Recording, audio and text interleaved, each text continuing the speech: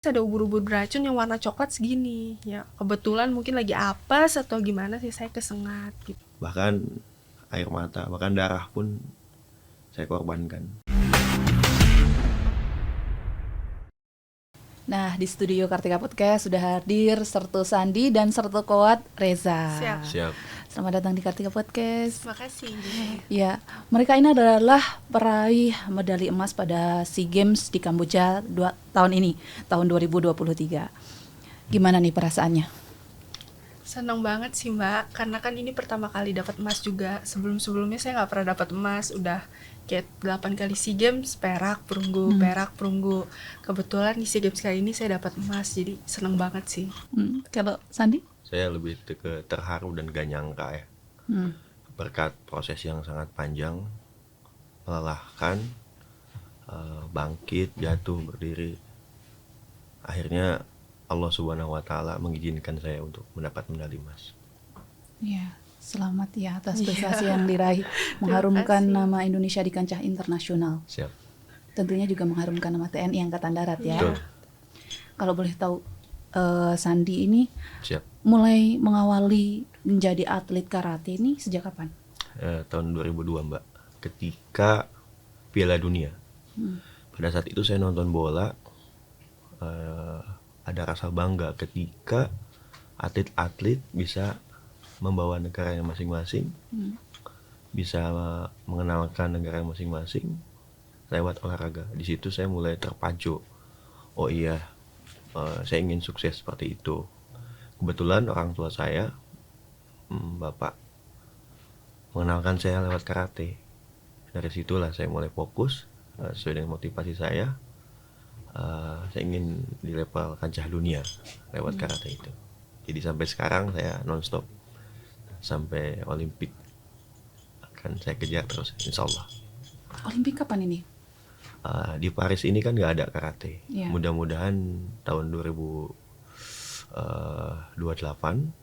ada di Los Angeles. Ada di Los Angeles. Ya. Dan target ke depan itu ya. Ya.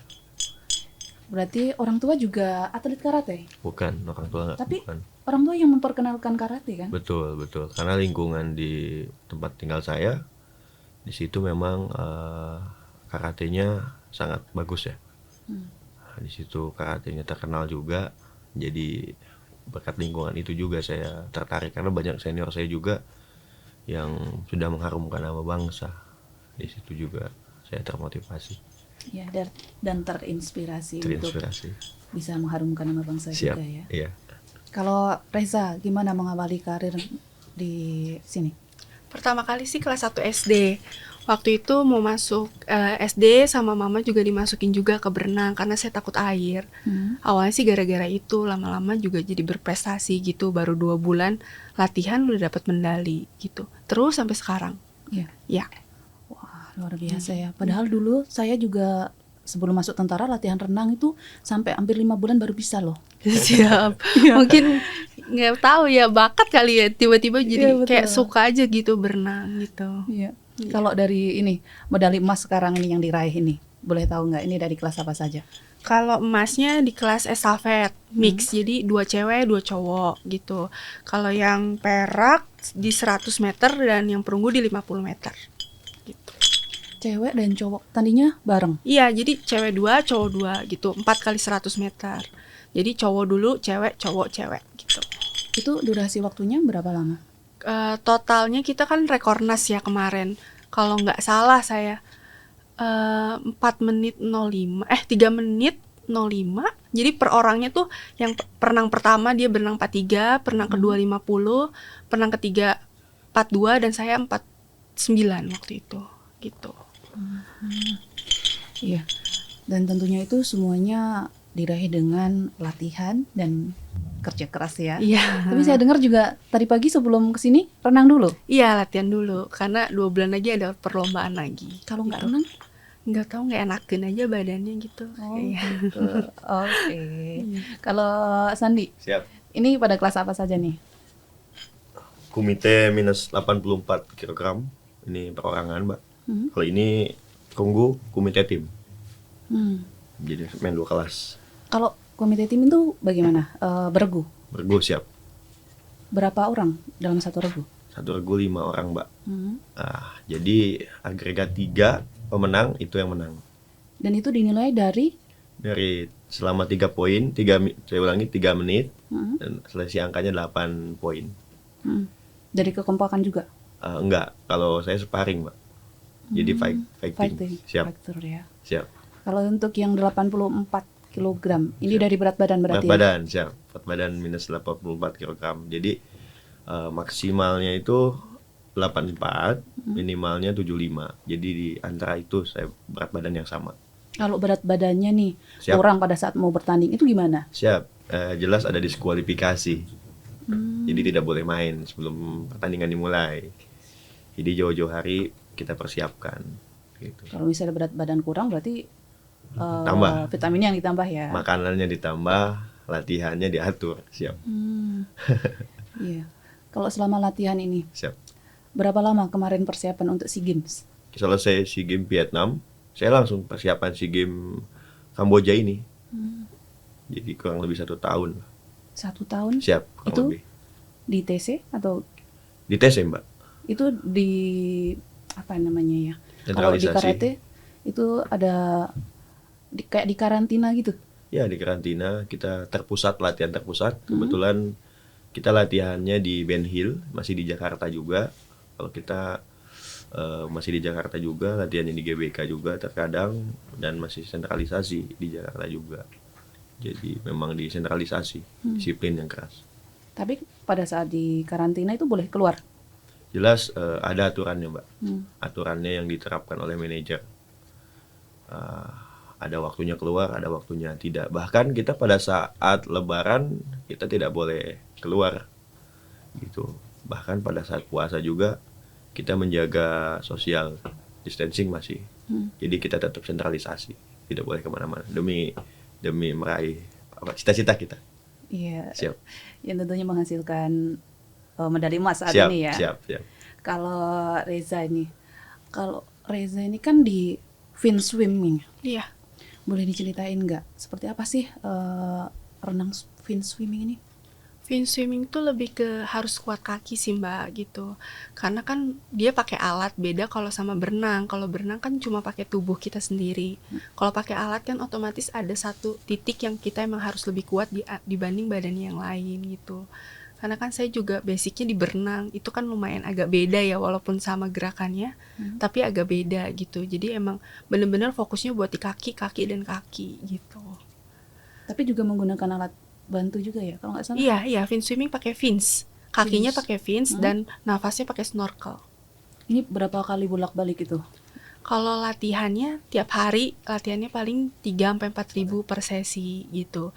Kita ada kayak 8 kali sesi air sama 4 kali sesi fisik gitu. Cuma kalau misalnya di renang, di fin swimming ini kayak lebih banyak ke fisiknya dibanding waktu berenang. Kayak berenangnya paling kita persiapan SEA Games kemarin cuma kayak 6 kali sehari gitu.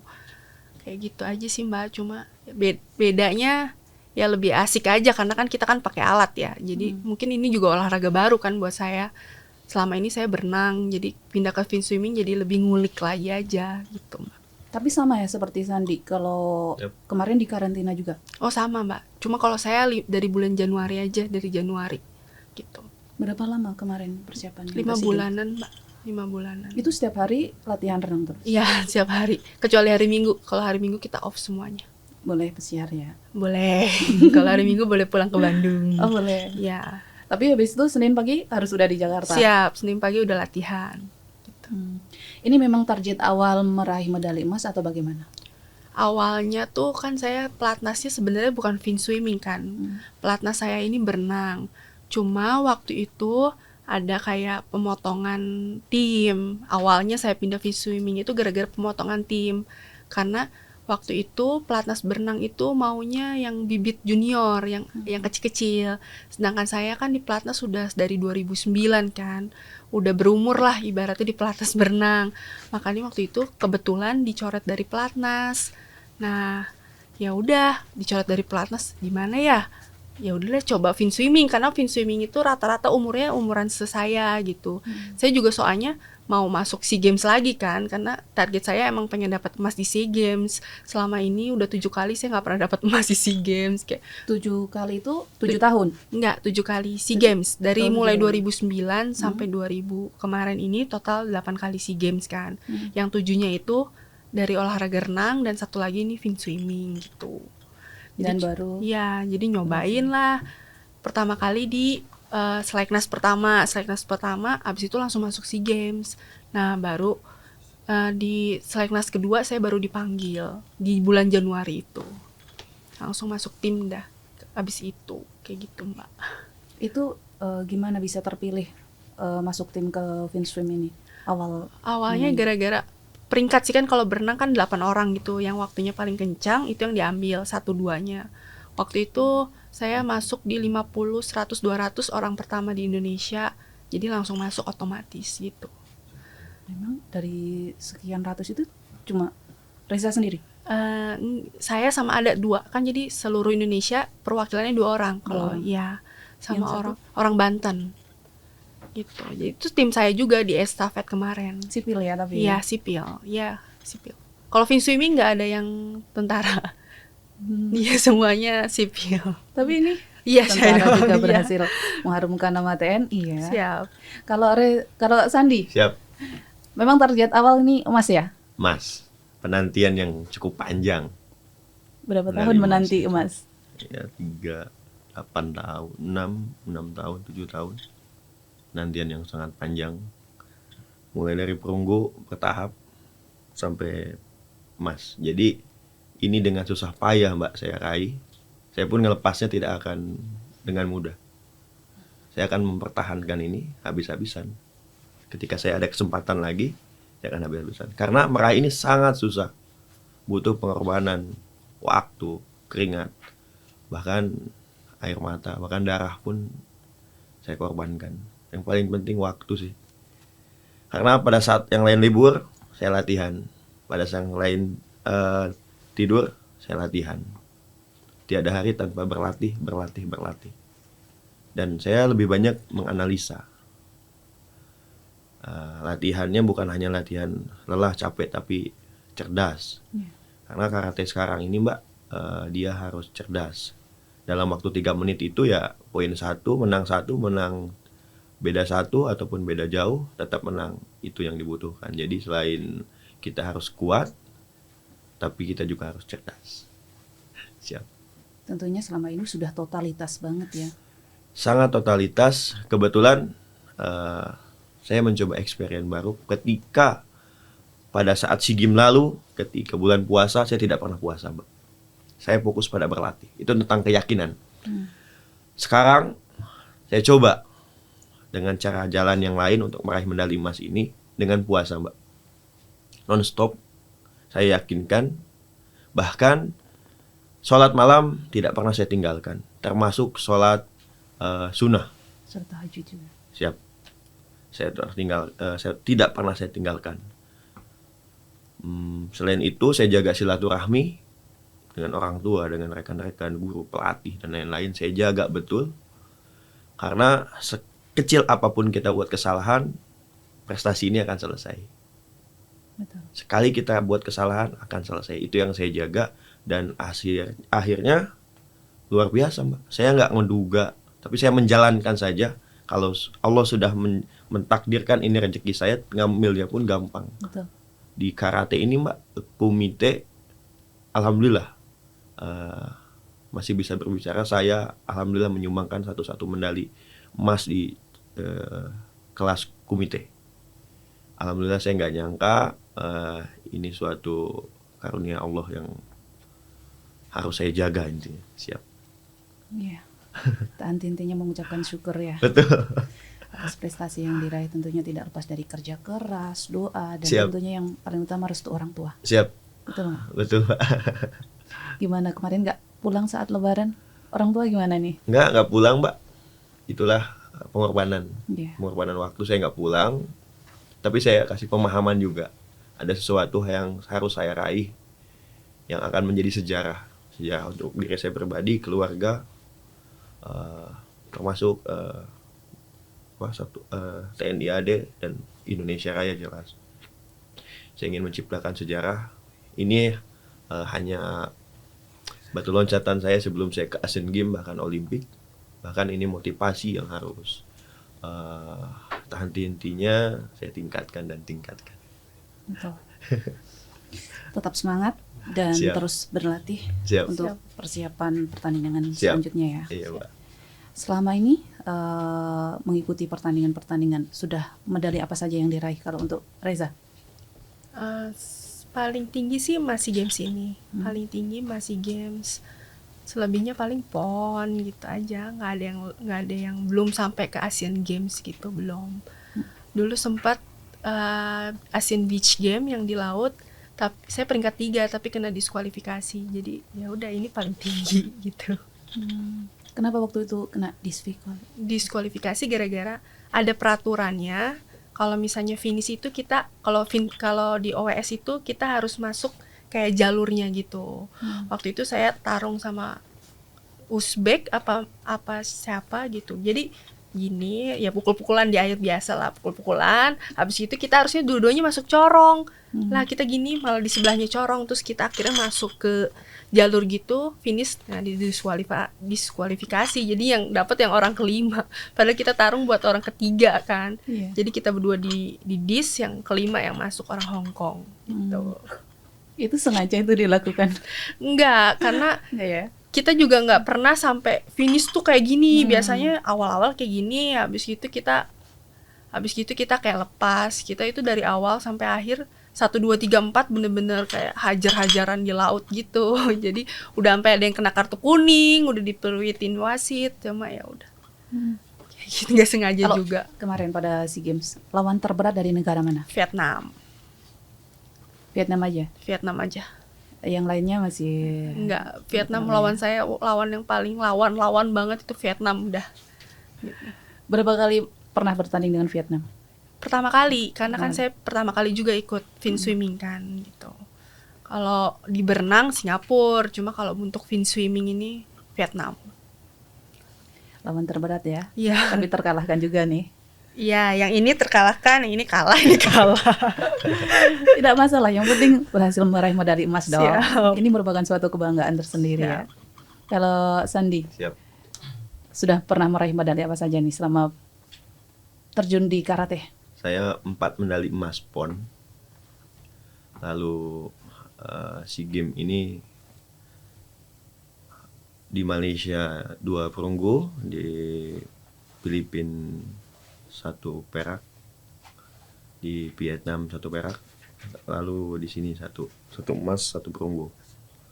Lalu akhir bulan lalu, tahun lalu saya ikut kejuaraan dunia WKF Series A di Jakarta. Itu saya mendapat medali perunggu, Mbak. 2018 saya pernah mendapat medali perunggu kejuaraan Asia. Dan saya pernah ikut kejuaraan di Swedia Open, itu 2 medali emas. Ternyata sudah banyak juga sebenarnya medali emasnya yang diraih ya sebelum SEA Games nih. Siap. Jadi memang target yang paling berat mungkin SEA Games tahun ini ya di Kamboja? Enggak? Terberat? Pertandingan selama ini? Sama saja sebenarnya, Mbak. Sebenarnya sama saja ya? Sama saja. Oke, kalau untuk lawan terberat? Kelas itu paling rata, Mbak ya. Ada Vietnam, ada Thailand, ada Malaysia. Itu kekuatan besar Asia Tenggara kan, Mbak ya.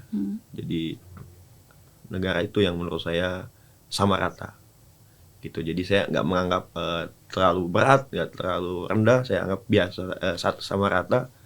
Tapi saya berpikir siapa yang siap, siapa yang waspada, siapa yang dia punya mental dan jadi juara, itu yang menang. Jadi menurut saya semua sama. Saya tidak pernah. Karena mungkin kelas saya kan juaranya Vietnam. Pada saat SEA Games Vietnam. Mungkin dia juara pada saat itu. Tapi untuk SEA Games Kamboja saya harus jadi juara. Jadi saya yakinkan diri saya sendiri. Saya sugestikan diri saya sendiri. Saya yang jadi juara. Tapi saya harus waspada untuk mengantisipasi hal-hal yang akan terjadi. Siap. Karena juga sebelumnya sudah punya gambaran di Vietnam ya. Betul. Targetnya ini nih. Ini Siap. saingan terberatnya Siap. kan. tentunya sudah dipersiapkan dengan matang ya. Betul. Selama ini Siap. membagi tugas antara sebagai prajurit dan juga sebagai atlet. Siap. Gimana membagi tugasnya nih? Kalau saya pribadi, saya masih komunikasi dengan komandan batalion yang sangat support, Mbak. Sangat support. Saya menjaga komunikasi. Kadang seminggu sekali, 2 kali saya ke batalion, saya komunikasi dengan komandan batalion, Wadan, Danki, Danton, bahkan para senior, termasuk para anggota. Saya jaga komunikasi. Misalkan tidak datang langsung, mungkin via handphone. Karena kegiatan ataupun informasi harus secepat mungkin saya dapatkan. Termasuk sangat support, Mbak, dari kesatuan saya. Jadi tidak ada kendala dalam perizinan ya, tidak ada kendala yang luar biasa untuk membagi hal tersebut. Latihan ya jalan, ya dinas juga jalan, kan sesuai dengan perintah dan support dari Bapak Kasad. Pembinaan yang sangat luar biasa untuk NKRI, untuk Merah Putih. Kita tidak bisa lewat senjata, tapi lewat olahraga kita untuk negara tercinta kita, negara kesatuan Republik Indonesia. Maka di Jeni juga kami dibina sangat baik, Mbak, oleh Kapusdiat, Bapak Kapusdiat sangat baik, disupport, dimotivasi, bahkan kita disiapkan tempat semaksimal mungkin, sebaik mungkin untuk para anggota yang ingin mengembangkan potensi-potensinya lewat cabur karate. Sangat luar biasa. Jadi tidak ada kendala membagi antara TNI atau kerja dinas dan karate. Sebagai atlet ya. Siap. Tentunya satuan juga sangat mensupport sekali ya. Siap. Tapi sebelumnya nih, berdinas di mana? Izin saya berdinas di Yonjikon 14 di Lenteng Agung di Jeni Konstruksi, Mbak. Soal bangun-membangun ya berarti ya. Siap. Termasuk membangun prestasi saat ini. Siap. Kalau Reza, gimana nih? Kalau saya sih latihannya disupport sama Pusen Armet gitu. Kalau jadi mereka kasih keringanan gitu. Jadi kalau saya kan kalau renang latihannya subuh ya, jam 5 sampai jam 8. Nah, jam 10 gitu saya dinas, baru nanti masuk lagi gitu. Sore kalau misalnya ada latihan sore, saya latihan sore. Kalau enggak, saya dinas seperti biasa. Kecuali udah ada pemanggilan pusat kayak kemarin, baru saya izin untuk full latihan selam gitu. Selebihnya sih masih berdinas, latihan. Nah, kalau itu kan dukungan dari satuan ya. Ya. Kalau dukungan dari pimpinan tertinggi TNI Angkatan Darat, seperti apa? Selesai SEA Games Vietnam, Mbak, kita diapresiasi. Sebelum Kamboja ini Bapak Kasad sangat mengapresiasi. Jadi sangat berpengaruh dalam prestasi kami, semua prajurit. Pada saat itu saya ingat, Mbak, Bapak menyampaikan kami akan selalu mendukung atlet Angkatan Darat untuk berprestasi di kancah internasional. Di situ juga motivasi saya untuk dapat nanti dipanggil lagi di sini, diapresiasi lagi di Mabasat ini sebagai juara SEA Games. Bapak Kasat sangat motivasi, sangat apresiasi. Kebetulan kemarin kami dipanggil diupacarakan yang sangat bahagia, Mbak, bahagia sekali. Bahkan dari kampung kita ada nge-share video, foto, bangga dan terharu gitu. Diapresiasi yang sangat luar biasa, diupacarakan, dan bahkan kita secara karir militer, Mbak, disupport, Mbak, didukung baik dari sekolah kita ada dipermudah ya gitu, dan bahkan bukan itu saja, Mbak, ada hal yang lain gitu kan yang disebut oleh Bapak Kasad secara dikasih juga dukungan moral. Justru itu untuk bekal kita, Mbak, bekal kita untuk berprestasi. Dan tentunya itu merupakan suatu kehormatan. Siap. Karena pimpinan tertinggi TNI Angkatan Darat sangat mengapresiasi itu. Siap. Dan tentunya ada pesan yang disampaikan Bapak Kasad. Apa pesan yang disampaikan Bapak Kasad kemarin? Beliau bangga, terharu atas anak-anaknya yang bisa mengibarkan bendera merah putih, menyanyikan Indonesia Raya di negara Kamboja, di negara orang lain, yang disaksikan beberapa negara ASEAN, semua negara ASEAN gitu bangga TNI AD gitu kan. Dan kalau kita bukan TNI AD juga Mbak, kita nggak akan di posisi sekarang. Karena pada saat pendidikan dasar, pembentukan dari sipil ke militer itu sangat berpengaruh. Mulai dari disiplin yang sangat keras, bahkan kita punya jiwa militansi yang beda dari yang lain. Gitu. Semangat pantang menyerah, cinta akan tanah air NKRI. Jadi sangat bangga, sangat senang TNI AD bisa menghidupkan keluarga saya, rekan-rekan semua. Dan di TNI AD ini Mbak, kita masih bisa berkarya. Jadi untuk yang mau bergabung ke TNI tetapi dia masih bisa berprestasi, itu justru sangat disupport. Bukan disupport, dikasih hadiah. Gitu. Asal kita serius, yakin, dan berprestasi jelas. Betul. Sangat luar biasa. Dukungan dari keluarga, gimana keluarga mendukung? Mama sih sampai bela-belain ke Kamboja sih kemarin. Kemarin? Iya. Ke Kamboja? Iya, nonton. Cuma dengan biaya sendiri itu ya? Iya, biaya sendiri. Kan mama saya tuh nggak biasa ya kayak pergi ke luar negeri sendiri. Biasanya tuh pasti ada temennya. Nah di selam ini dia nggak punya temen kan, karena saya baru pertama kali juga ikut selam kan. Akhirnya mama ikut. Jadi mama itu nonton dari mulai cabur renang mulai sampai fin swimming beres. Itu jadi sekitar hampir 10 hari mama di Kamboja. Sedangkan sayanya aja cuma 5 hari di sana. Jadi mama udah standby di sana buat nonton saya gitu. Pergi sendiri atau dengan sama temennya yang temen berenang. Orang tuanya temen berenang itu. Yang biasanya gengnya dia lah gitu. Ternyata keluarga juga saling mensupport ya? Iya, sangat support putra mama sama papa untuk berprestasi. Iya. Terus kalau untuk dari Sandi, apa bentuk dukungan dari keluarga saat ini? 1 bulan sebelum pelaksanaan SEA Games, anak saya lahir Mbak. Pada saat bulan puasa. Iya. Itu jadi tantangan yang luar biasa sekaligus motivasi yang sangat luar biasa. Gitu tantangannya ya. Istri saya di Jakarta, jadi cuma istri saya dengan anak 3 gitu. Lahiran itu pun dadakan Mbak lahirannya, jadi tidak sesuai dengan jadwal. Jadi saya lagi latihan, istri saya mungkin ada yang terasa ya. Akhirnya saya izin ke Pak Manajer, saya pulang ke batalion. Akhirnya harus tindakan yang harusnya 1 minggu ke depan, akhirnya dadakan. Itu kan suatu suatu hal yang di luar ekspektasi gitu. Tantangan buat saya. Akhirnya lahiran. Satu sisi juga saya harus keluarga, satu sisi juga harus saya berlatih karena waktu semakin mepet. Betul.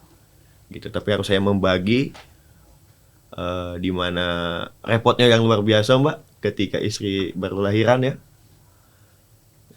Tapi di situ jadikan manajemen mengelola stres menurut saya pada saat pertandingan. Karena pertandingan di lapangan selama 3 menit itu cara menyelesaikan permasalahan. Nah di situ saya belajar dewasa, bijak, mengontrol emosional, mengendalikan diri, membagi waktu. Ya puasa juga yang mengajarkan saya semua itu. Jadi dapat tantangan itu saya bisa lalui dan Allah memberikan kepada saya hadiah yang luar biasa.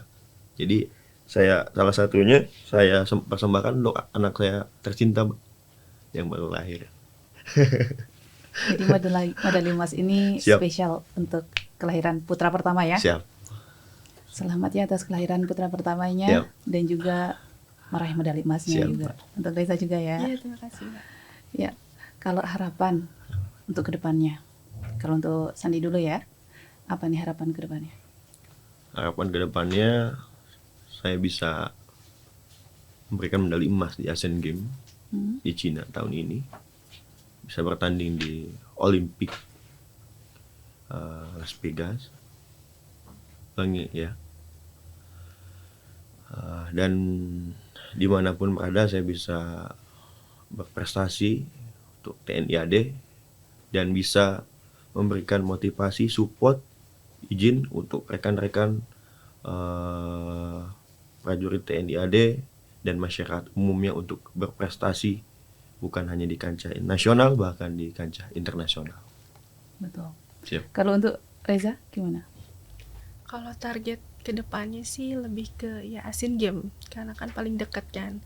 Mungkin Asian Games, PON. Saya sih pengen dapat medali di Asian Games sih. Pengen banget, kayak nggak pernah gitu Asia gitu, kayak belum pernah. Kayak PON udah, SEA Games sudah, kejuaraan dunia udah pernah dapat. Cuma ASEAN ini saya belum pernah dapat, jadi pengen dapat aja biar lengkap gitu. Iya. Sukses selalu ya. Iya, amin. Dan terus semangat untuk persiapannya di Siap. Asian Games. Siap. Kalau harapannya untuk Reza ke depan? Harapan ke depan sih semoga ya lebih baik lagi ya, lebih kuat lagi. Kan kalau berenang kan stamina dan umur kan nggak bisa dibohongin kan. Semoga umur sama mentalnya lebih kuat lagi buat jalanin ini semua sih, gitu aja. Pengalaman selama ini menjadi atlet, apa pengalamannya? Pengalamannya ya banyak, disengat ubur-ubur, terus jalan-jalan ke luar negeri, itu sih paling enak. Yang nggak enaknya paling disengat ubur-ubur aja, cuma ya nggak apa-apa, pengalaman hidup kan. Iya. Iya, itu Kenapa yang bisa disengat ubur-ubur?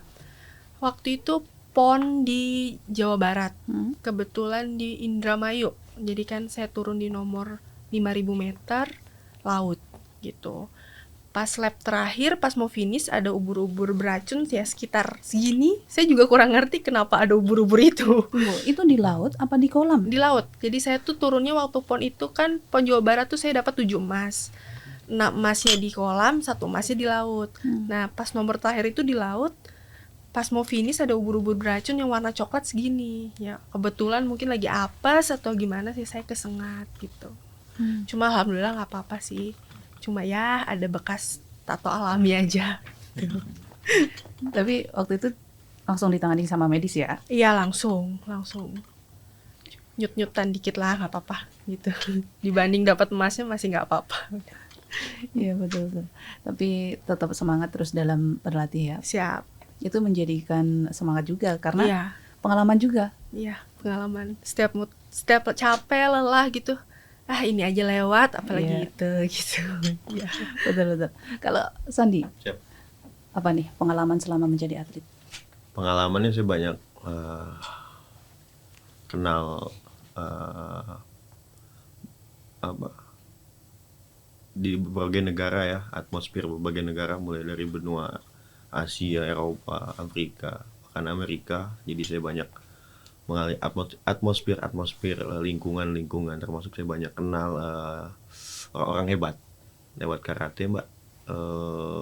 Saya beberapa kali TC, saya banyak melakukan TC. Jadi pengalaman yang luar biasa dari karate pada saat Olimpik Tokyo. Saya melatih anak-anak SD, SMP, SMA di Jepang, Mbak. Padahal karate itu dari Jepang.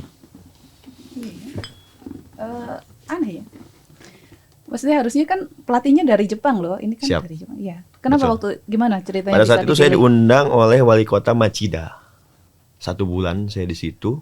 Saya dibiayai mulai dari penginapan, transportasi. Bahkan saya diundang ke tempat wali kota dan sangat diapresiasi. Bak pahlawan, Mbak. Kayak cerita saya ngelatih anak SD di sana, anak SMP, SMA. Ketika saya tanya, kenapa orang Indonesia yang ngelatih di sini? Ternyata di Jepang itu peminat karatenya masih sedikit, Mbak. Lebih banyak di Indonesia. Jadi wali kota itu ingin mengenalkan bahwasannya kok orang Indonesia yang bukan punya karate gitu ya, Iya. bisa mencintai, bisa berprestasi lewat karate, kok kenapa kita tidak bisa? Itu salah satunya, Mbak. Gitu. Karena di Jepang kan masih peminat karate masih sedikit ternyata, Mbak. Di Machida itu. Nah, itu salah satu tujuan wali kota mengundang saya. Jadi suatu pengalaman yang sangat luar biasa lah saya ngelatih anak-anak SD, SMP, SMA dan sangat antusias. Antusias luar biasa. Jadi di Jepang itu pengalaman yang luar biasa yang harusnya saya dilatih, tapi saya ngelatih berbagi ilmu di situ. Berapa pesertanya waktu itu? Banyak, Mbak. Banyak SD, SMP, SMA. Saya belajar di Jepang itu SD seperti apa. Dia memang jalan sendiri dari rumah ke sekolahnya dan dia misalkan dari segi makanannya memang disiapkan dari situ dan secara sains mereka sudah bisa menciptakan robot. Saya belajar di situ. Tapi waktu itu di sana terkendala bahasa nggak? Enggak, kebetulan ada translate kami di situ dan sedikit-sedikit lah saya belajar bahasa Jepang walaupun nggak lancar itu loh, Mbak. Arigatou gozaimasu ya. Gitu. Ya, arigatou gozaimasu atas prestasinya juga. Ternyata juga jadi pelatih di negara lain ya. Betul. Ada rencana di sini juga melatih anak-anak? Pasti jelas setelah kami berprestasi, jelas kita harus mempersiapkan kaderisasi, Mbak. Bahkan kaderisasi yang lebih daripada kami. Gitu, kalau saya minimal juara Asia, ya dia harus jadi juara dunia. Kalau saya juara dunia sekali, ya harus 2 kali. Gitu, kaderisasi. Dan kami sudah siapkan kaderisasi. Lapis 1, lapis 2, lapis 3 siap. Berarti kalian semua ini juga tidak lepas dari dukungan pelatih kan? Betul.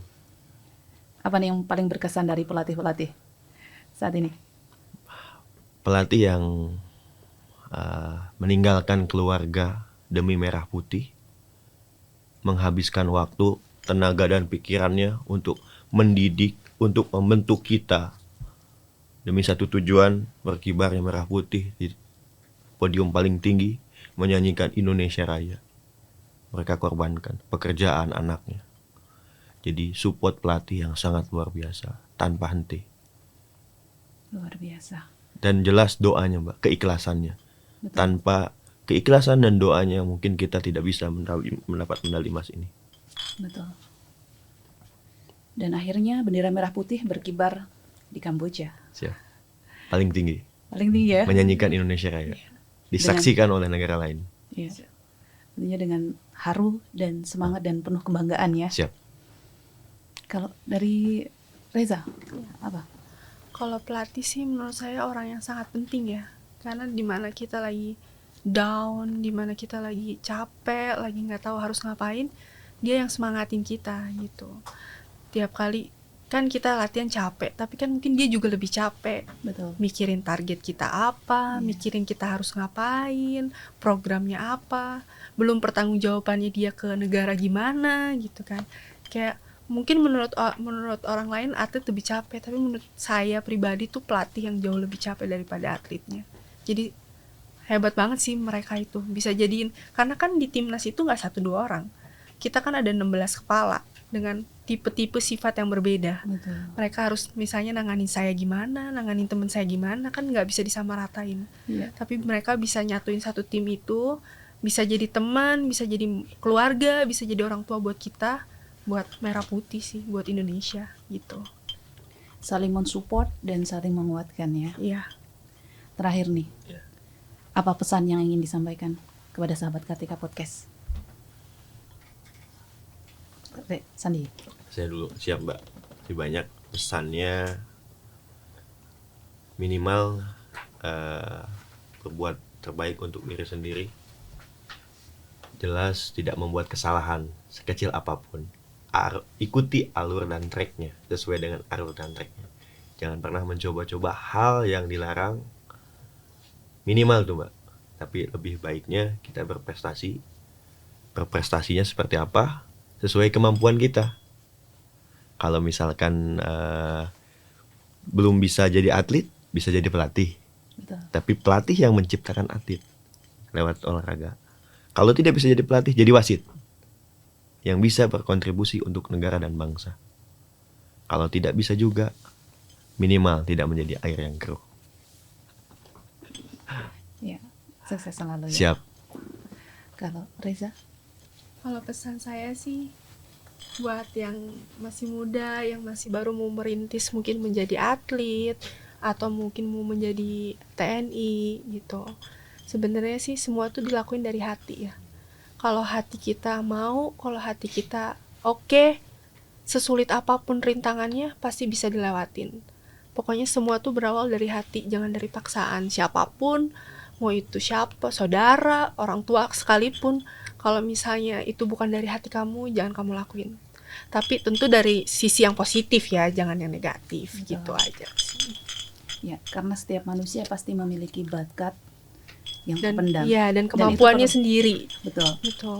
Dan perlu digali ya Siap. untuk mengembangkannya. Siap. Di mana itu nanti bisa menjadi suatu prestasi yang Siap. akan membanggakan diri sendiri juga dan Iya. keluarga serta negara Indonesia. Siap. Terima kasih Sandi dan Reza atas bincang-bincangnya. Sama-sama. Siap. Ini sangat memotivasi sekali bagi generasi-generasi muda yang akan datang. Amin. Dan TNI Angkatan Darat di Hati hati rakyat. rakyat.